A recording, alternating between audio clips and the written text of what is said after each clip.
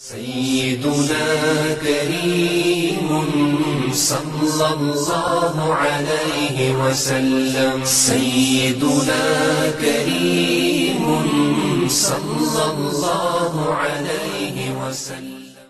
الحمد لله والصلاة والسلام على سيدنا ومولانا وملجأنا ومولانا محمد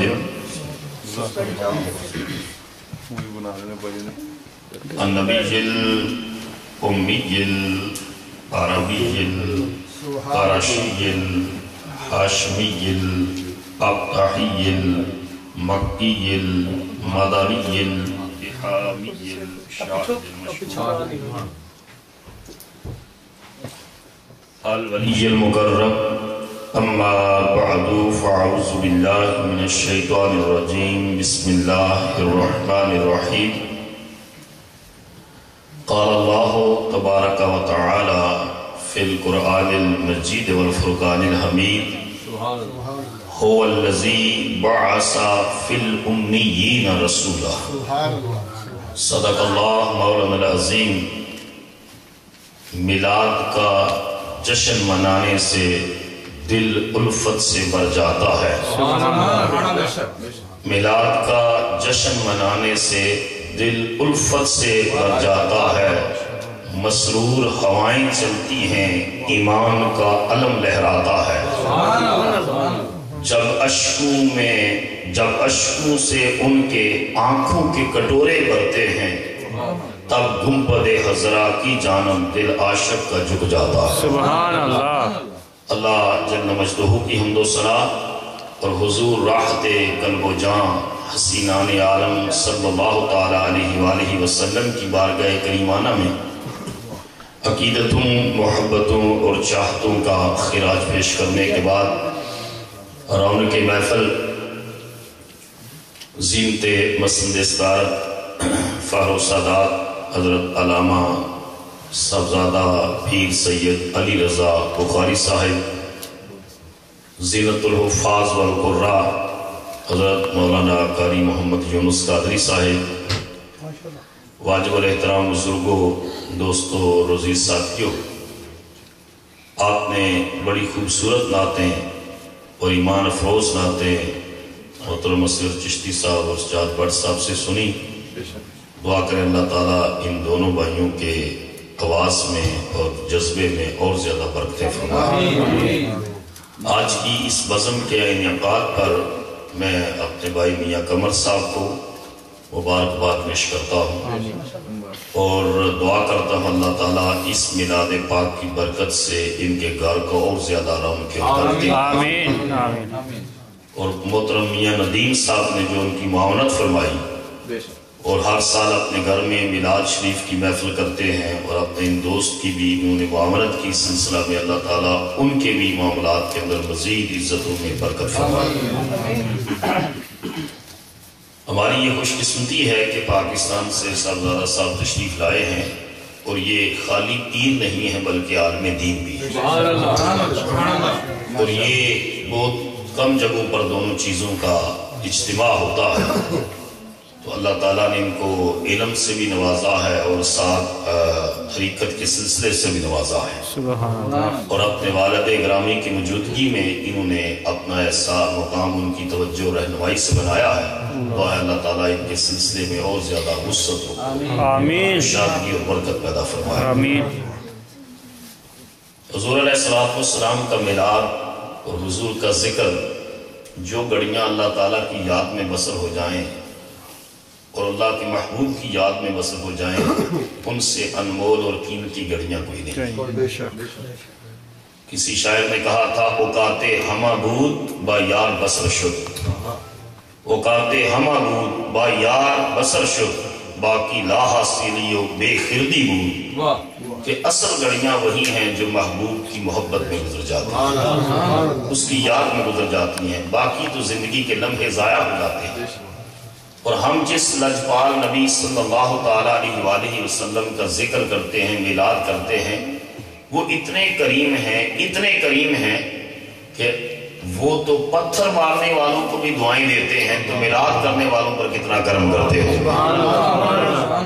وہ تو راستے میں روڑے اٹکانے والوں، اوجڑیاں پھینکنے والوں، گالیاں دینے والوں، پتھروں سے استقبال کرنے والوں کے لیے دعا کرتے ہیں کہ اللہ ان کی نسلوں میں میرے دین کے خادم پیدا فرمائے گا۔ تو جو حضور علیہ السلام کا ذکر کرے، حضور کا میلاد کرے، حضور سے محبت کرے اور حضور کی تعلیمات کو اپنائیں، اللہ کہ محبوب کی نگاہ کرم ان پر کس طرح موسلادھار بارش کی طرح برس کر ان کو فیض عطا کرتی ہے۔ جس ماحول میں رسول اللہ صلی اللہ علیہ وسلم پیدا ہوئے، اس کا ایک ہسٹوریکل ایک تھوڑی سی جھلک آپ کو دکھانا چاہتا ہوں۔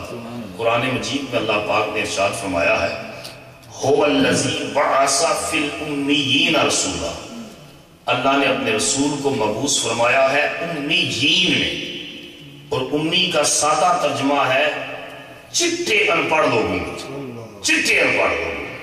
جب امی کی نسبت حضور کی ذات کی طرف ہم کرتے ہیں تو اس کا مطلب یہ ہے کہ حضور علیہ السلام نے کسی انسان، کسی جن، کسی فرشتے سے نہیں پڑھا، بلکہ غار حرا میں جب پہلی وحی آئی اور فرشتے نے کہا اقرا، پڑھیے، حضور نے جواباً ارشاد فرمایا ما انا بقارئ، میں پڑھنے والا نہیں۔ اس نے پھر کہا اقرا، پڑھیے، فرمایا ما انا بقارئ، میں پڑھنے والا نہیں۔ کچھ لوگ ترجمہ کرتے ہیں کہ میں پڑھا ہوا نہیں، یہ نہیں، میں پڑھنے والا نہیں۔ پھر کہا اقرا بے اسم ربک، اپنے رب کے نام سے پڑھیے، فرمایا اب پڑھتا ہوں، اب پڑھانے والا خدا ہے، پڑھنے والا مصطفیٰ ہے۔ کیونکہ اگر پہلی بار پڑھ دیتے تو یہ تصور ہوتا کہ فرشتہ پڑھا رہا ہے، حضور پڑھ رہے، مگر جب اس نے کہا اقرا بے اسم ربک تو پھر کہا کہ اب پڑھتا ہوں، اس لیے رب کے نام سے اس لیے پڑھتا ہوں کہ خدا استاد ہے اور مصطفیٰ شاگرد ہے۔ حضور علیہ السلام کے لیے جب ہم کہتے ہیں نبی الامی، تو پھر اس وقت ترجمہ ہوتا ہے وہ ذات جس نے کسی انسان سے، کسی جن سے، کسی فرشتے سے نہیں پڑھا، ڈائریکٹ علم ربانی کا چشمہ کھول کر اور رسول اپنے سینے کو روشن کرتا ہے۔ لیکن جب امیین کی نسبت عام لوگوں کی طرف کی جاتی ہے تو اس کا معنی ہے چٹے ان پڑھ لو۔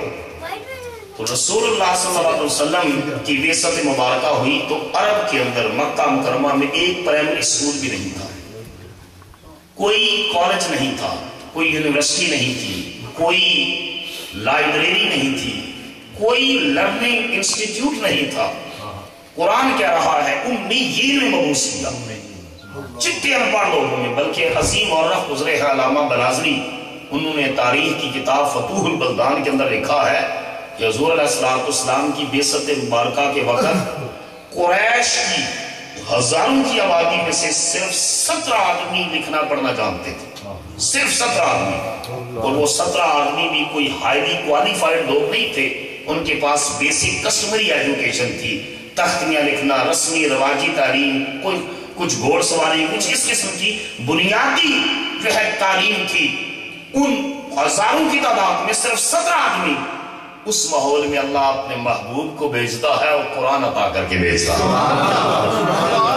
جبکہ اس دور کے اگر ہم سیولائزیشن کا ہسٹوریکل جو ہے پس منظر دیکھیں، اس دور میں شام جو تھا، سیریا، یہ ہیڈ آف کامرس تھا، ٹریڈنگ کا مرکز تھا۔ پورے عرب سے ایک بحر احمر کے کنارے ایک بہت بڑا اکنامک روڈ جاتا تھا۔ مشہور مستشرق سپرنجر نے لکھا ہے کہ 2.5 لاکھ پاؤنڈ کی سالانہ انکم اس روڈ سے وابستہ تھی اہل عرب کی شام کے ذریعے۔ وہ ایک ان کی اکانومی کے اندر ایک بیک بون کی حیثیت رکھتا تھا۔ اس روڈ کو اکنامک روڈ کہتے تھے۔ تو معیشت کا، تجارت کا مرکز تھا شام۔ اس دور میں ایران ایک سیولائز کنٹری تھا، وہاں بادشاہت تھی، ریاستی ادارے تھے، باقاعدہ قانون تھا۔ اس دور میں اللہ پاک نے رسول اللہ صلی اللہ علیہ وسلم کو ایران میں نہیں بھیجا، اللہ پاک نے رسول اللہ کو شام میں نہیں بھیجا۔ اس دور میں یونان علم و حکمت کا گڑھ تھا، ارسطو افلاطون جالینوس ان کے فکر اور فلسفے کی دھومیں مچی ہوئی تھی۔ اللہ پاک نے اپنے محبوب کے بعثت کے لیے یونان کی زمین کا بھی انتخاب نہیں فرمایا، اس دور میں مصر تہذیب و تمدن کا گڑھ تھا، بابل اور نینوا کی تہذیبوں کی دھومیں مچی ہوئی تھی۔ اللہ نے اپنے محبوب کو مصر میں بھی نہیں بھیجا۔ یونان میں علم و حکمت ہے، ایران میں ریاست و سیاست اور بادشاہت ہے، مصر میں تہذیب و تمدن ہے، شام میں معیشت و تجارت ہے، لیکن مکہ میں نہ معیشت و تجارت ہے، نہ علم و حکمت اور فلسفہ ہے، نہ ریاست و حکومت اور سیاست ہے، نہ تہذیب و تمدن ہے، بلکہ هو الذی بعث فی الامیین رسولا، وہ ٹرائبل لائف ہے، لا آف جنگل ہے۔ کہا کہ محبوب میں نے تیرے لیے مکہ کا انتخاب اس لیے ام القرا بستیوں کی مانگ کا انتخاب اس لیے کیا کہ اگر میں یونان بھیجتا تو کوئی اعتراض کرتا کہ اس نبی نے علم یونانیوں سے سیکھا ہے۔ کہا میں نے بھیجا مکہ میں چٹی انپڑھ لوگوں میں ہے، لیکن اتنی شانیں دے کر بھیجا ہے جو اس کے قدموں میں بیٹھے گے وہ علم کے تاجدار کہلائیں۔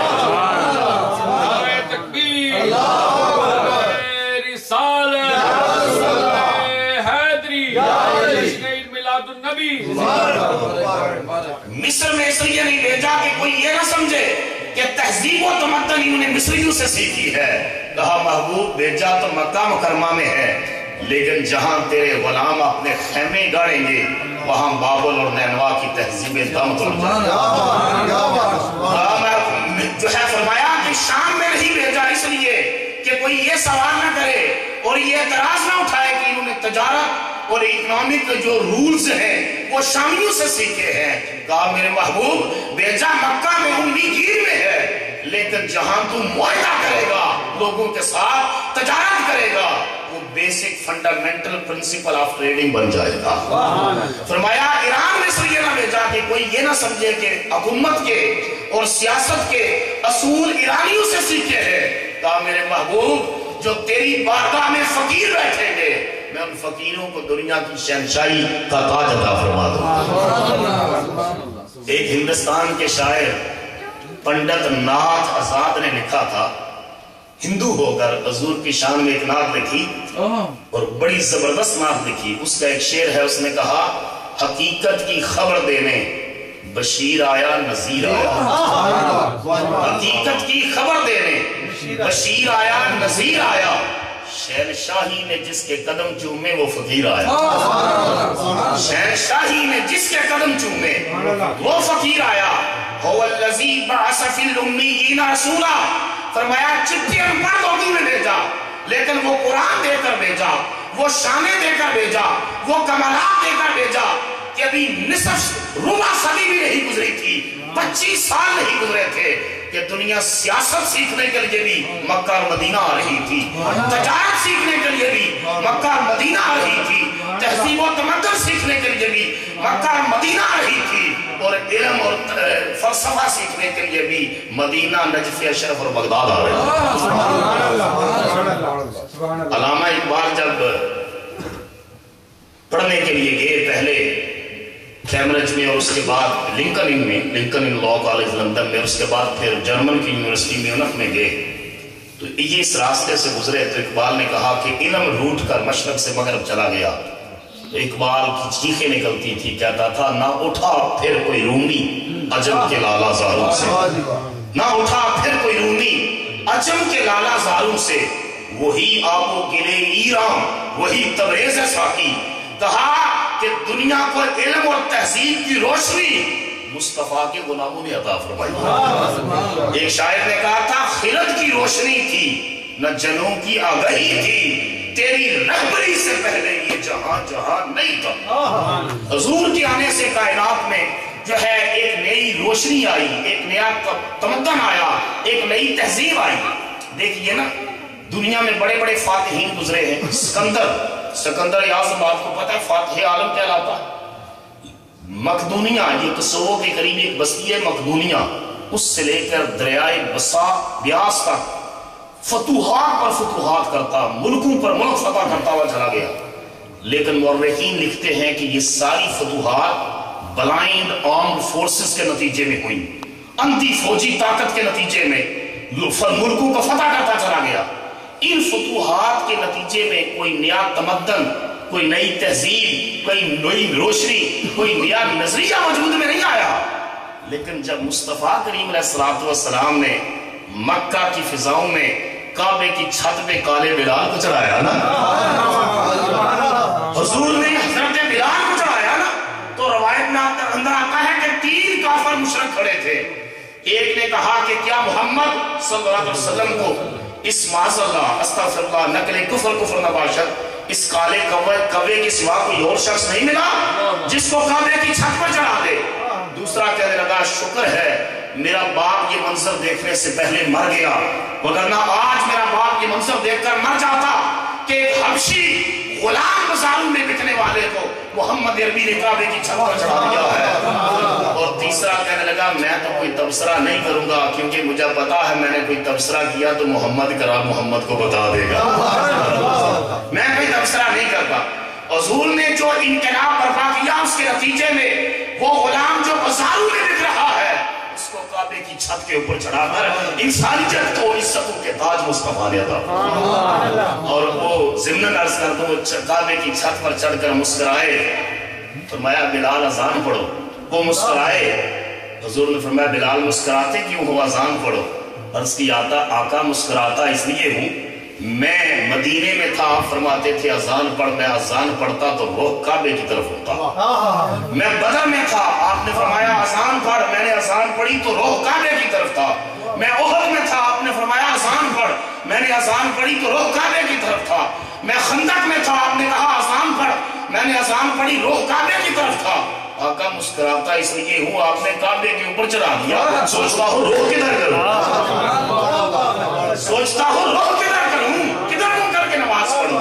آقا نے فرمایا بلال پریشان نہ ہو تو رخ محمد کی طرف چاہتا، تو رخ میری طرف کر لے اس لیے کہ یہ تمہارا کعبہ ہے اور محمد اس کعبے کا بھی کعبہ.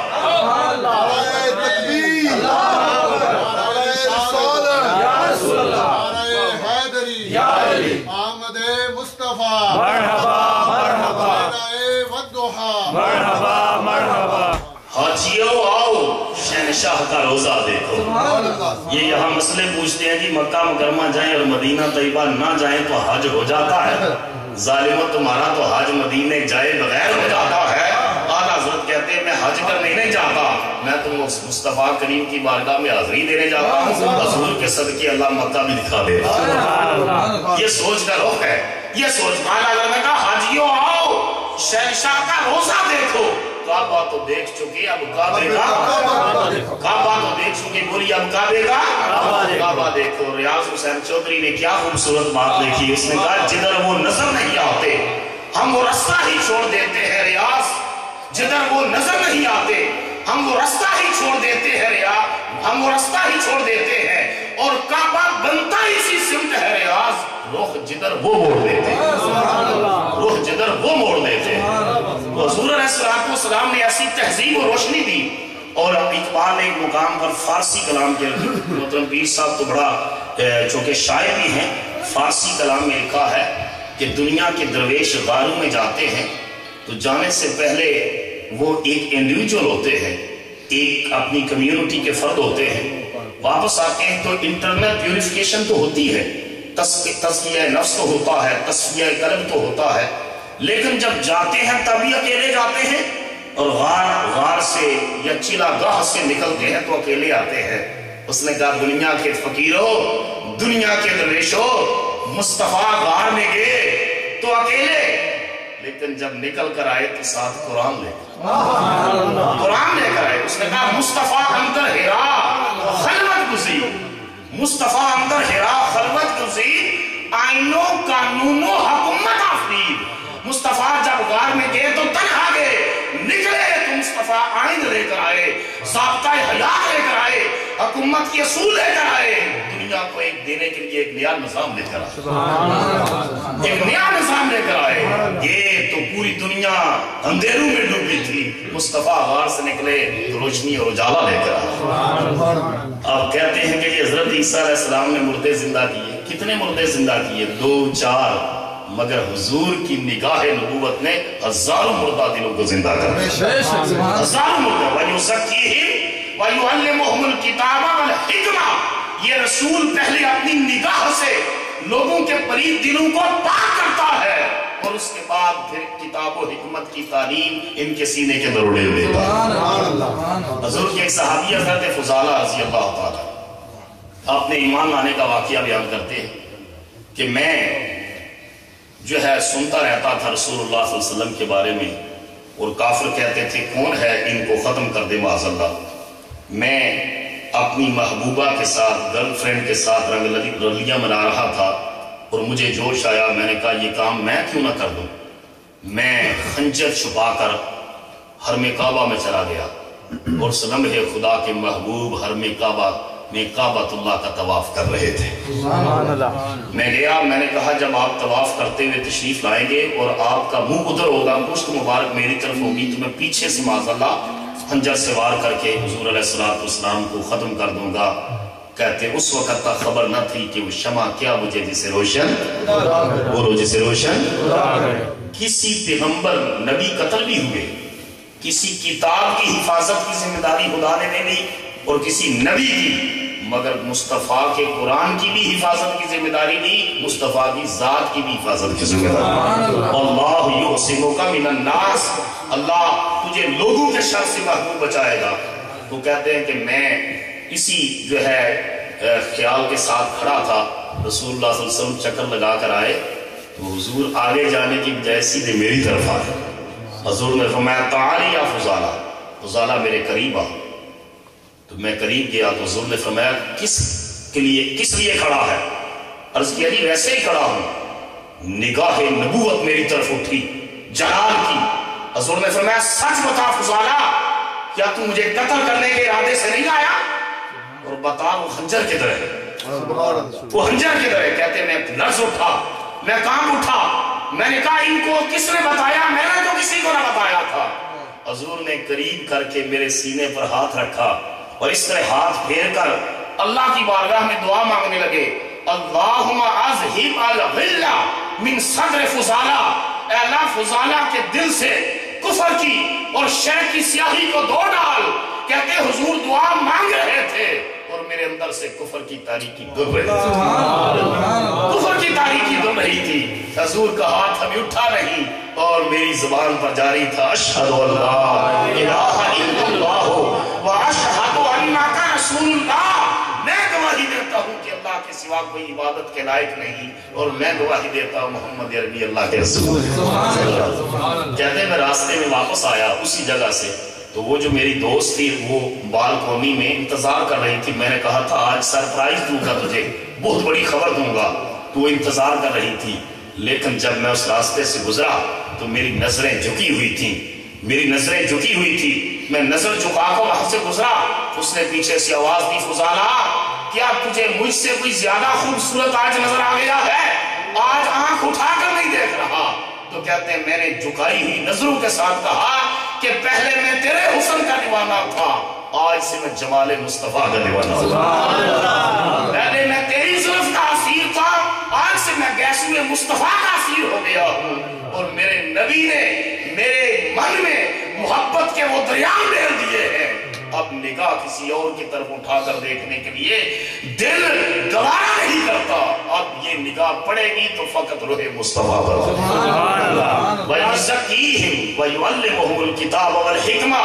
ان ان پڑھ لوگوں نے, حضور نے کوئی یونیورسٹی تو نہیں بنائی, حضور نے کوئی اس طرح کا کوئی میڈیکل کالج کوئی ادارہ تو نہیں. صفہ درسگاہ تھی. حضور علیہ السلام پہلے تزکیہ فرماتے, تزکیہ, اور ساتھ ساتھ پھر کتاب و حکمت کی تعلیم دیتے.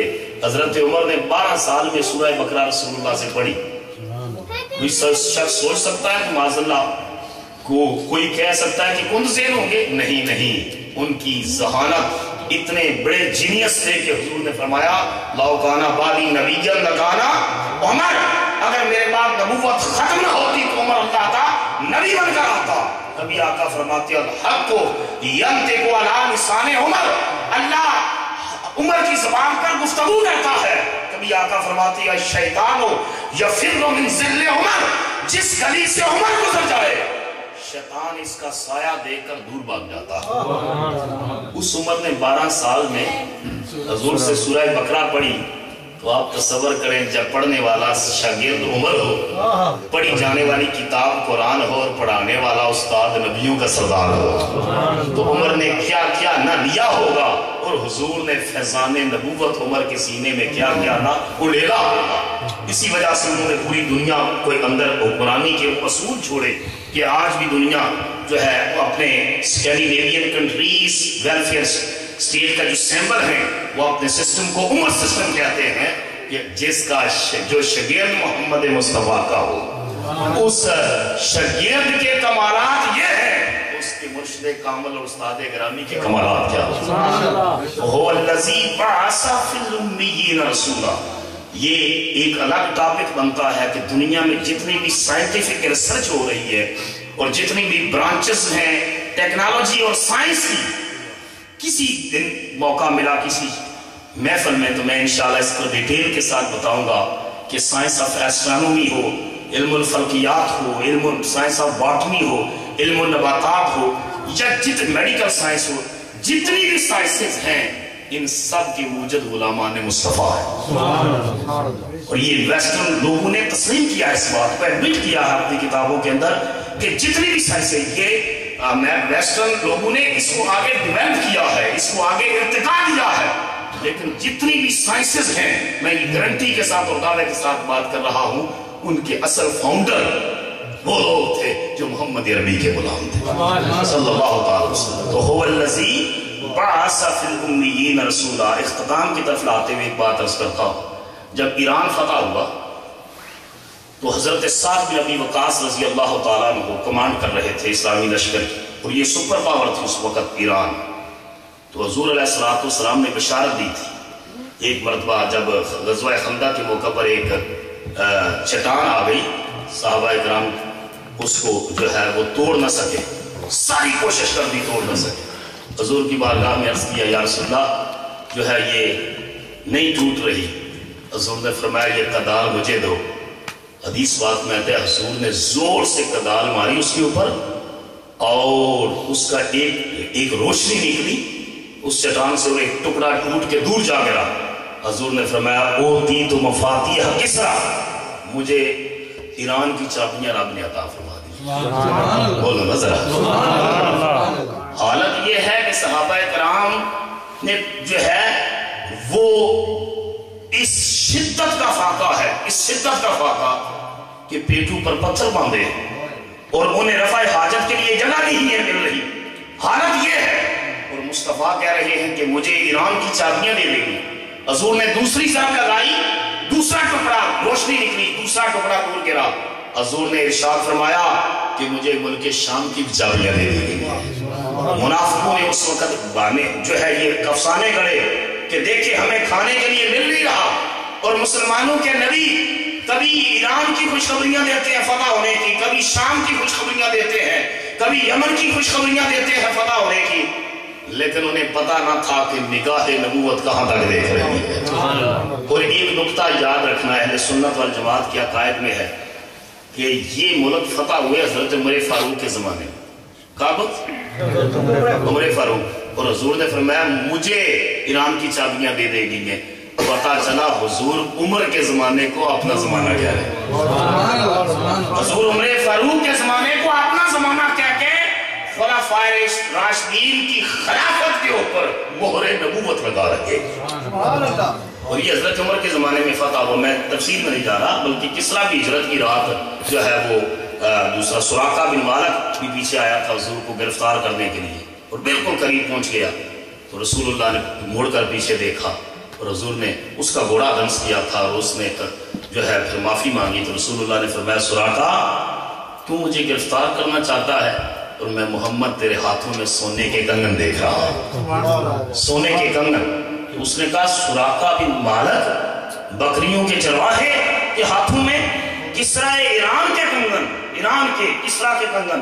ہاں محمد مصطفیٰ دیکھ رہے ہیں جو واقعہ سینکڑوں سال بعد رونما ہوا، مصطفیٰ نے اپنی نگاہ نبوت سے پہلے دیکھ کر اس کی بشارت دے دی۔ سبحان اللہ۔ اور یہ بات ہے جب ایران فتح ہوا، وہاں سے جب 30 ٹریلین کی کرنسی مدینہ آئی، 30 ٹریلین کی کرنسی، اور حضرت عمر نے سراقہ کو بلایا، کہا سراقہ آج مصطفیٰ کی بشارت کی تکمیل کا وقت آ گیا.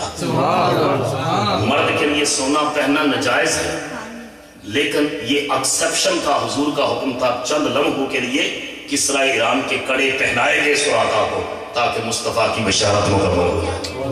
تو اس میں جو جس کے اوپر میں کام کی طرف لا رہا ہوں وہ یہ کہ جب یہ انہوں نے اپنا جاسوس بھیجا، رستم تھا ان کا چیف آف آرمی سٹاف، کہ جاؤ دیکھو مسلمان آرمی کی پوزیشن کیا ہے. اس نے واپس آ کر جو رپورٹ دی، اس نے کہا کہ میرا مشورہ یہ ہے کہ ان کا راستہ نہ روکا جائے، ہم ان کو مغلوب نہیں کر سکتے. اس نے کہا اتنا بزدل ہو گیا ہے؟ اس نے کہا نہیں، میں نے دنیا کی فوجوں کی جاسوسیاں کی ہیں. وہ دن کے وقت فوجیں دنیا کی لڑتی ہیں اور رات کے وقت شراب و کباب کی محفلیں سجتی ہیں، مگر میں نے یہ دنیا کی نرالی فوج دیکھی ہے.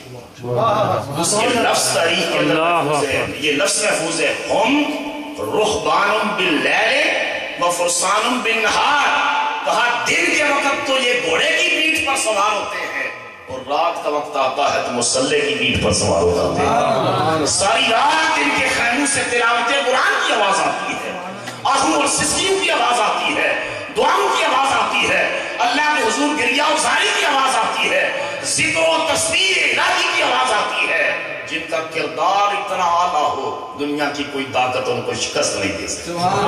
اور پھر جب ایران فتح ہو گیا، رستم کو گرفتار کر دیا گیا، تو رستم نے ایک سوال کیا اسلامی کمانڈر حضرت سعد بن ابی وقاص رضی اللہ تعالیٰ عنہ سے، پوچھا کہ ہمارا تمہارا جھگڑا کوئی نہیں تھا، تم نے کیوں ایران کی اینٹ سے اینٹ بجا دی؟ حضرت سعد نے جو جواب دیا حضور کی کا نظام اور حضور کا انقلاب جو لے کر آئے، وہ اس کے اندر پوشیدہ ہے جواب. آپ نے ارشاد فرمایا ہم خود نہیں آئے، قد ارسلنا، ہمیں مصطفیٰ نے بھیجا ہے. بولو قد ارسلنا، اور کس لیے آئے ہیں؟ لنخرج الناس من ظلمات الجہالت الى نور الاسلام ومن جور الملوک الى عدل الاسلام. ہم تمہارے تاج و تخت لینے کے لیے نہیں آئے، ہم تمہارا سونا اور چاندی لینے کے لیے نہیں آئے، ہم تمہاری قالینیں لینے کے لیے نہیں آئے، ہم تمہاری بادشاہتیں اور محلات کے لیے نہیں آئے. ہم اس لیے آئے ہیں لنخرج الناس من ظلمات الجہالت الى نور الاسلام، کہ لوگوں کو جہالت سے نکالیں اور اسلام کی روشنی کی طرف لا سکیں. ومن جور الملوک الى عدل الاسلام، اور بادشاہوں کے پنجائے استبداد سے نکالیں اور ایک رب احد، رب واحد اور رب یکتا کی بندگی میں لا سکیں. ان کی پیشانیاں کسرا کی دہلیز پر جھکتی ہیں، ہم ان کی پیشانیاں کسرا کی دہلیز سے اٹھا کر رب کریم کی دہلیز پر جھکانا چاہتے ہیں.